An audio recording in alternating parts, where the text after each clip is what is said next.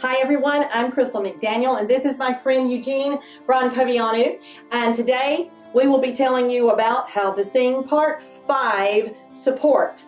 In this video, before the end, you will learn how to properly support your singing voice by using your full body. Between Eugene and I, we have a Tony Award, an Ovation Award, and over 65 years of stage performance experience. We know what we're talking about. We've had hundreds of students to be able to succeed professionally and personally on the stage. While you're watching this video, make sure you comment with your questions and your favorite parts so that we can interact with you and best know how to help you. The issue of support is one that has been contested by thousands of singers and hundreds of voice teachers for as long as I think there is singing. First of all, we have to understand how support factors in to the whole singing apparatus. There's no point in supporting the singer's voice if the posture isn't established. There is no point in supporting the voice if the space isn't established. Since you've already covered posture and space, and we've talked about tongue agility last time, let's talk about support. So what are we actually supporting? Whenever I give masterclass and I ask this, people will first of all say, we're supporting the voice. And then I always say, well, the voice exists whether you're supporting it or not. So what are we actually supporting? And then people say, oh, the air. It's like, nah, the air is reacting to the support. So it's about air pressure, because even without us supporting, and whatever you define support is fine with me, but you have to understand there's a specific muscle that, if left unchecked, can harm you while you're singing without you even noticing it happening.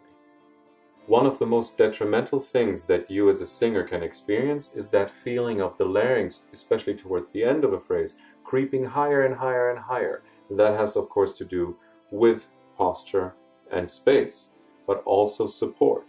Say a singer is properly set up, the posture is there, the space is open, the neck is floated and released.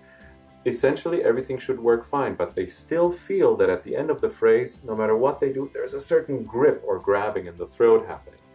That is because the diaphragm, if not engaged, has a certain path that it travels. So as I'm exhaling,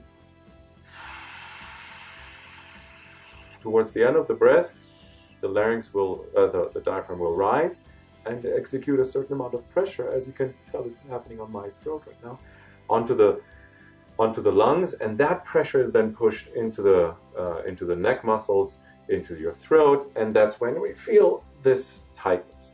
So it is important to engage the diaphragm even before we release the air. In other words, we're exhaling, we're singing into a supported frame. So it is fairly easy to find where these points are, where we can actually almost, let's call it, apply leverage. As I said before, the school and the ideas of what support is manifold, and if you already have a preconceived idea of what support is, then just take this as a new interpretation thereof. But the word that I used earlier, leverage, is what the Italians would call appoggio, or lean. Now, you can lean like this, you can lean like that, and you can lean into pretty much any which way. But the way how the Italians meant it, based on the Lamperti principles, is that you find the points in your diaphragm and in your abdomen where you can provide pressure from the inside out, appoggiare, or to lean. Crystal, if you would make a fist with your right hand and extend your arm full. Sure. And now bring your full weight into it. Okay, Yep. Now please observe how her hand is going to move.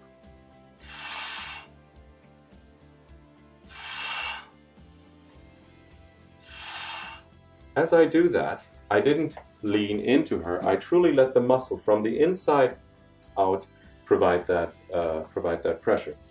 Crystal, if you step behind me and then squeeze in, watch as her hands are moving. Squeeze hard.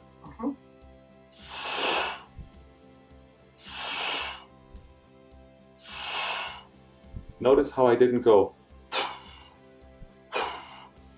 So there was pressure at first.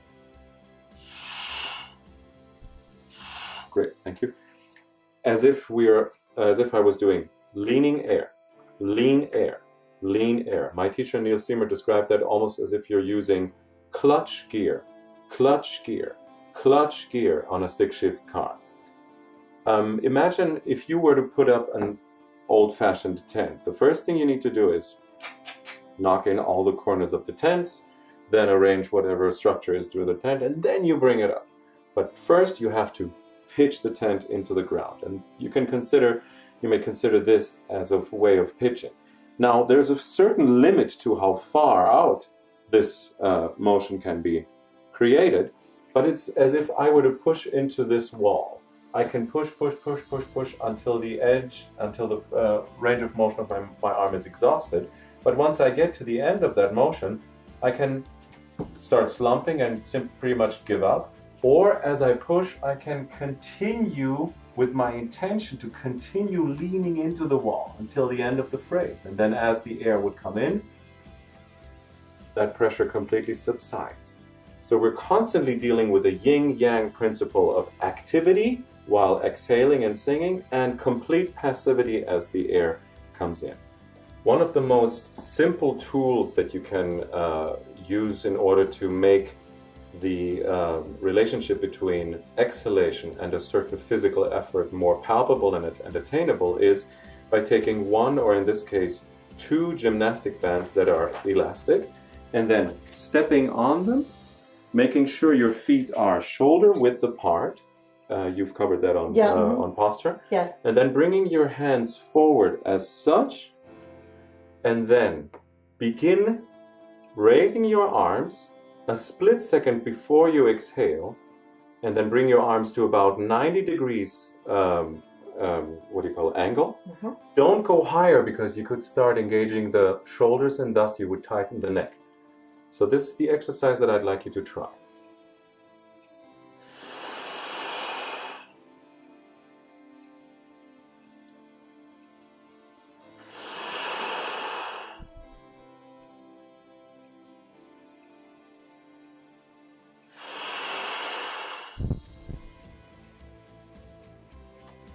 It's important to get the arms going before you're releasing the air so that you can train your mind and your body into, oh, there's going to be activity before air leaves the body.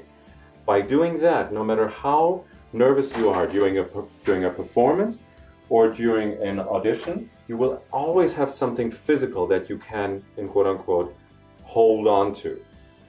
By engaging the diaphragm in this way, you are now alleviating the pressure that you would otherwise feel towards the end of the phrase from the sternum area, from your pectorals and from your neck, so that the larynx can drop and pivot, which is essential for the oscillating motion of the vocal folds themselves.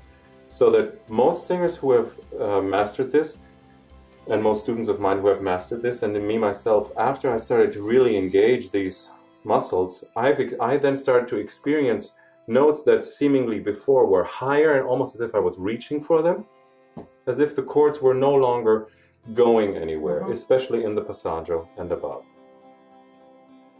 The practicability, of course, is a hugely important question. How can you bring, an elastic band on stage? You couldn't go, you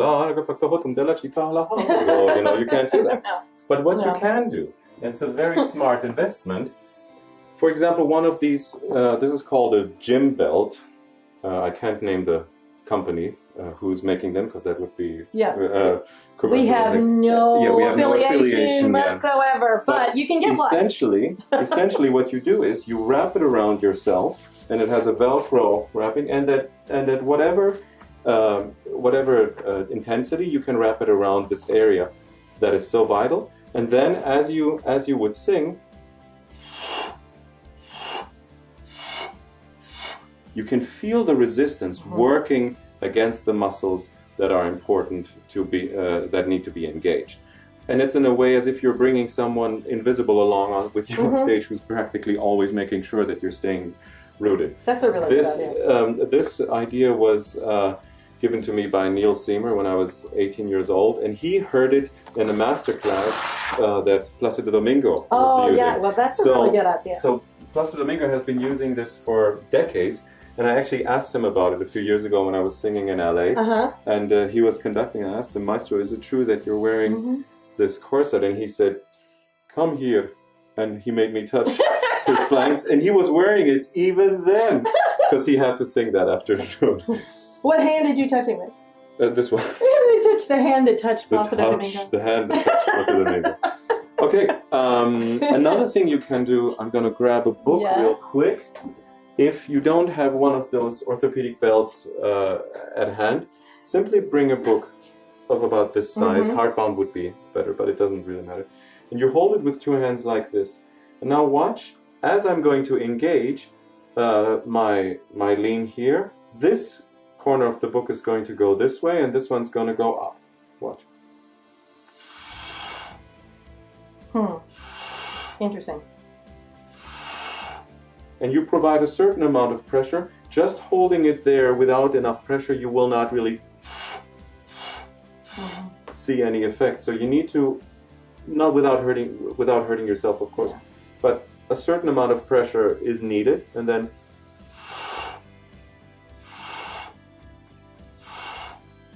always make sure that before the air comes in, the tongue releases forward so that you can keep accomplishing the full breathing cycle. 101 hymn stories. Okay. I don't know why I grabbed that one. Okay, I hope this will have answered your questions about support. Apply this in your practice when you're singing literally syllable by syllable. Give yourself the time to do that. If I were to, for example, if I were to start singing the aria Divina la Finestra from Don Giovanni, I would go syllable by syllable, and then I would go Vieni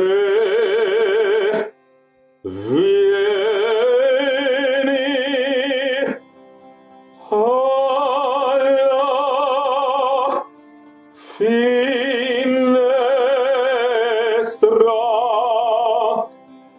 oh mi. So that each onset feels like it's completely grounded in the body, and over time you'll be able to just do it like that, and the body will know nothing but to connect in this way. Okay? Thank you. Thank you for watching our video today, How to Sing Part 5 Support. If you have any questions or comments, make sure you do them in the comments below. Remember to hit like, because we like your thumbs up. Remember to subscribe to our channel and share this with all your friends. And if you want to get in touch with us, all of our social media is in the description down below. So that's how you can find us. Thank you, Eugene, for being here. My pleasure. You think you need a shirt? Yeah, I think you would look great. Now off at the shoulder. you can do what the guy was doing. Yes. This way. Oh yeah, if you're watching Merlin from Lancelot, Virginia Opera. Drop the shoulder. Drop the shoulder. Priceless advice for auditions. Believe in your voice.